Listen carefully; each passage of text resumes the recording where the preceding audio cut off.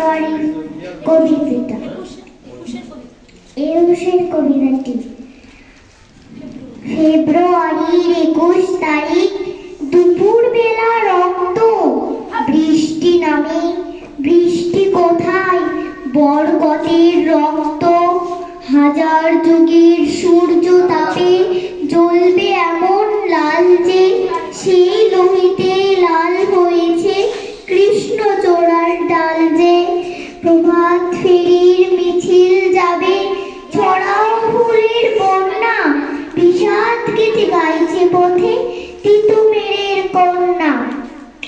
চিনতে নাকি সোনার ছিলে ক্ষুদিরামকে চিনতে, রুদ্ধশ্বাসে প্রাণ দিল যে মুক্ত বাতাস কিনতে।